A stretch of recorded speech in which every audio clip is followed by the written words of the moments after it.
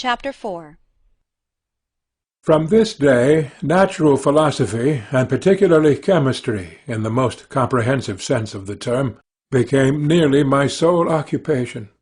I read with ardour those works, so full of genius and discrimination, which modern inquirers have written on these subjects. I attended the lectures and cultivated the acquaintance of the men of science of the university, and I found even in Master Krempe a great deal of sound sense and real information, combined, it is true, with a repulsive physiognomy and manners, but not on that account the less valuable. In Master Waldman I found a true friend. His gentleness was never tinged with dogmatism, and his instructions were given with an air of frankness and good nature that banished every idea of pedantry. In 1,000 ways he smoothed for me the path of knowledge, and made the most abstruse inquiries clear and facile to my apprehension. My application was at first fluctuating and uncertain. It gained strength as I proceeded, and soon became so ardent and eager that the stars often disappeared in the light of morning whilst I was yet engaged in my laboratory. As I applied so closely, it might be easily conceived that my progress was rapid. My ardour was indeed the astonishment of the students, and my proficiency that of the masters. Professor Krempe often asked me, with a sly smile, how Cornelius Agrippa went on, whilst Master Waldman expressed the most heartfelt exultation in my progress. 2 years passed in this manner, during which I paid no visit to Geneva, but was engaged heart and soul in the pursuit of some discoveries which I hoped to make. None but those who have experienced them can conceive of the enticements of science. In other studies you go as far as others have gone before you, and there is nothing more to know. But in a scientific pursuit there is continual food for discovery and wonder. A mind of moderate capacity which closely pursues one study must infallibly arrive at great proficiency in that study. And I, who continually sought the attainment of one object of pursuit and was solely wrapped up in this, improved so rapidly that at the end of 2 years I made some discoveries in the improvement of some chemical instruments, which procured me great esteem and admiration at the university. When I had arrived at this point, and had become as well acquainted with the theory and practice of natural philosophy as depended on the lessons of any of the professors at Ingolstadt, my residence there being no longer conducive to my improvements, I thought of returning to my friends and my native town, when an incident happened that protracted my stay. One of the phenomena which had peculiarly attracted my attention was the structure of the human frame, and indeed any animal endued with life. Whence, I asked myself, did the principle of life proceed? It was a bold question, and one which has ever been considered as a mystery. Yet with how many things are we upon the brink of becoming acquainted, if cowardice or carelessness did not restrain our inquiries?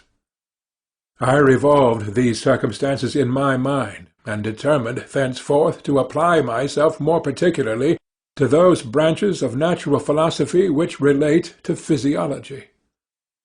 Unless I had been animated by an almost supernatural enthusiasm, my application to this study would have been irksome and almost intolerable. To examine the causes of life, we must first have recourse to death. I became acquainted with the science of anatomy, but this was not sufficient. I must also observe the natural decay and corruption of the human body. In my education, my father had taken the greatest precautions that my mind should be impressed with no supernatural horrors. I do not ever remember to have trembled at the tale of superstition, or to have feared the apparition of a spirit. Darkness had no effect upon my fancy, and a churchyard was to me merely the receptacle of bodies deprived of life, which, from being the seat of beauty and strength, had become food for the worm. Now I was led to examine the cause and progress of this decay, and forced to spend days and nights in vaults and charnel houses. My attention was fixed upon every object the most insupportable to the delicacy of the human feelings. I saw how the form of man was degraded and wasted. I beheld the corruption of death succeed to the blooming cheek of life. I saw how the worm inherited the wonders of the eye and brain. I paused, examining and analyzing all the minutiae of causation, as exemplified in the change from life to death and death to life, until from the midst of this darkness a sudden light broke in upon me, a light so brilliant and wondrous, yet so simple, that, while I became dizzy with the immensity of the prospect which it illustrated, I was surprised that among so many men of genius who had directed their inquiries towards the same science, that I alone should be reserved to discover so astonishing a secret. Remember, I am not recording the vision of a madman. The sun does not more certainly shine in the heavens than that which I now affirm is true. Some miracle might have produced it, yet the stages of the discovery were distinct and probable. After days and nights of incredible labour and fatigue, I succeeded in discovering the cause of generation and life. Nay, more, I became myself capable of bestowing animation upon lifeless matter. The astonishment which I had at first experienced on this discovery soon gave place to delight and rapture. After so much time spent in painful labour, to arrive at once at the summit of my desires was the most gratifying consummation of my toils. But this discovery was so great and overwhelming that all the steps by which I had been progressively led to it were obliterated, and I beheld only the result. What had been the study and desire of the wisest men since the creation of the world was now within my grasp. Not that, like a magic scene, it all opened upon me at once. The information I had obtained was of a nature rather to direct my endeavours so soon as I should put them towards the object of my search, than to exhibit that object already accomplished.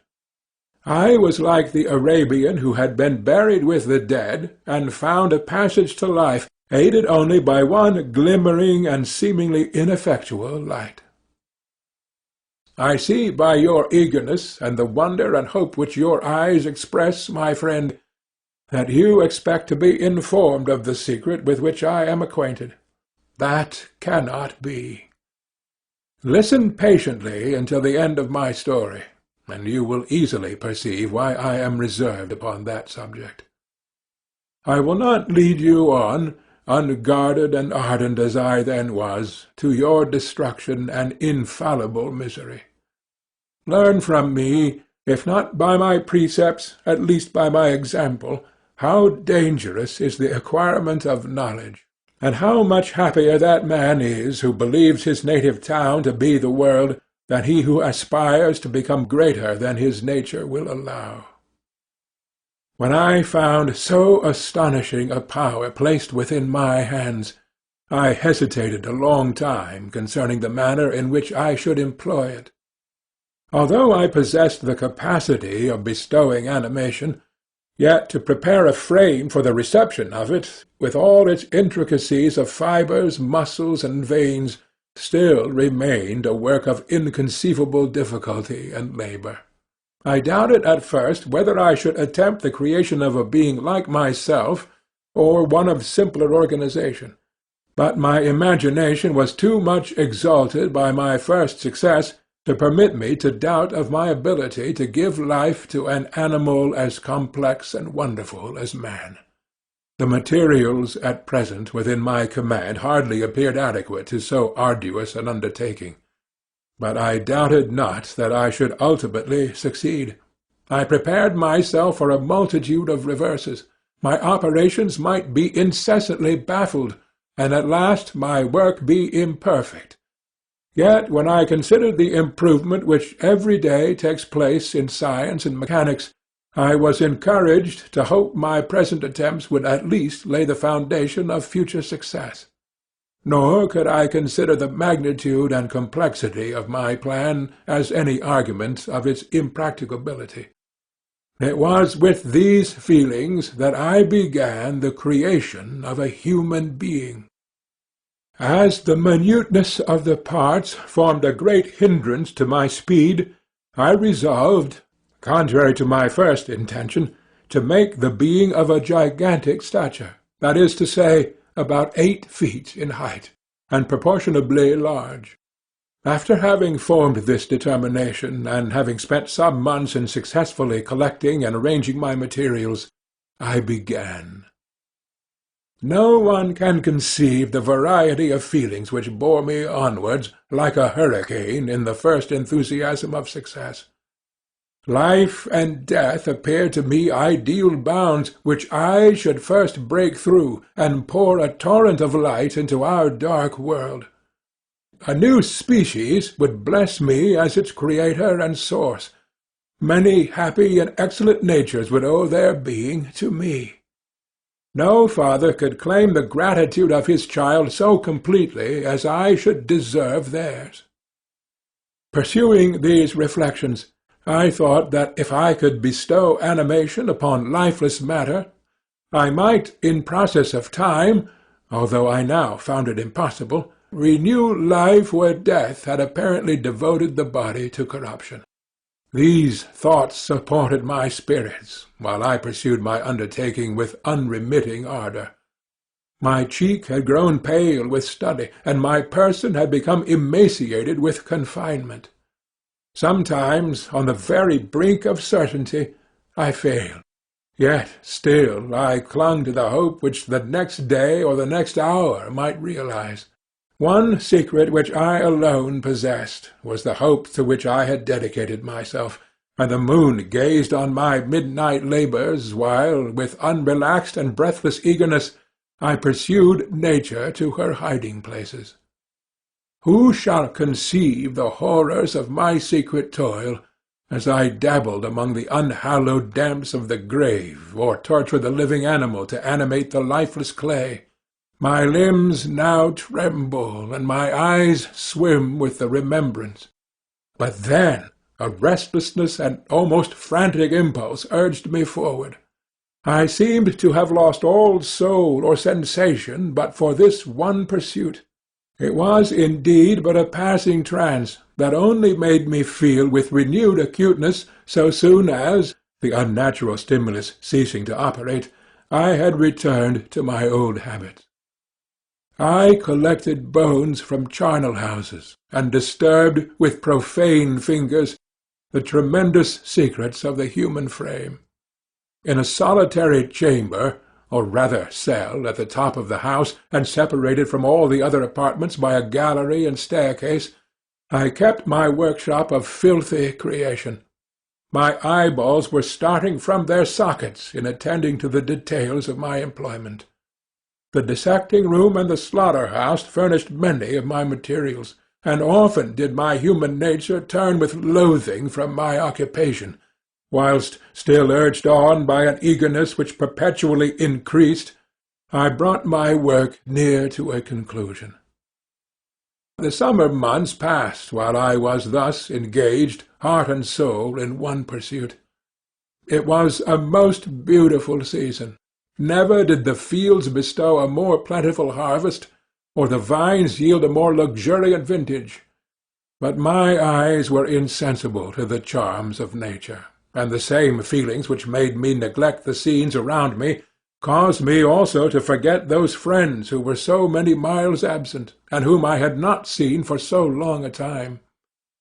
I knew my silence disquieted them, and I well remembered the words of my father. I know that while you are pleased with yourself, you will think of us with affection, and we shall hear regularly from you. You must pardon me if I regard any interruption in your correspondence as a proof that your other duties are equally neglected. I knew well, therefore, what would be my father's feelings, but I could not tear my thoughts from my employment, loathsome in itself, but which had an irresistible hold of my imagination.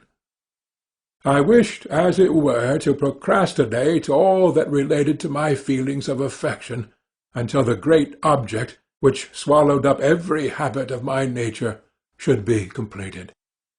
I then thought that my father would be unjust if he ascribed my neglect to vice or faultiness on my part, but I am now convinced that he was justified in conceiving that I should not be altogether free from blame.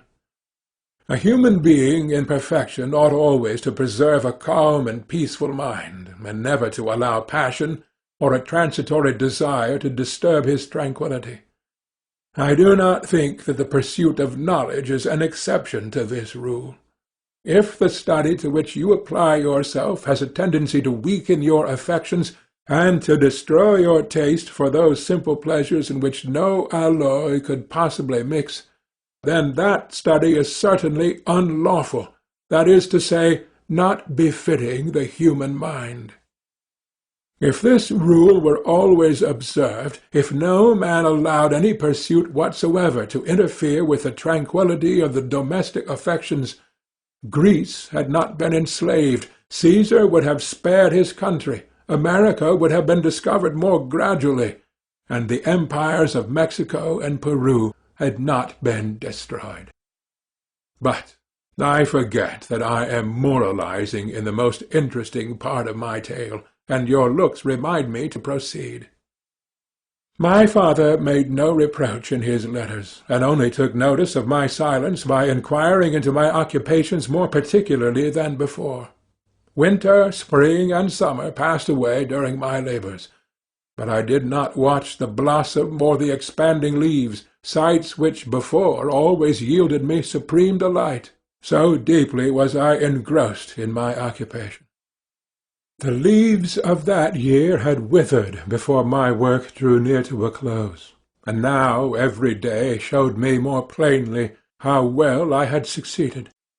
But my enthusiasm was checked by my anxiety, and I appeared rather like one doomed by slavery to toil in the mines, or any other unwholesome trade than an artist occupied by his favourite employment. Every night I was oppressed by a slow fever, and I became nervous to a most painful degree.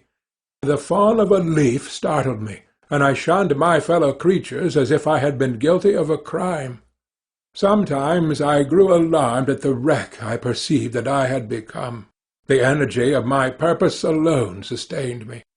My labours would soon end, and I believed that exercise and amusement would then drive away incipient disease, and I promised myself both of these when my creation should be complete. End of Section 6.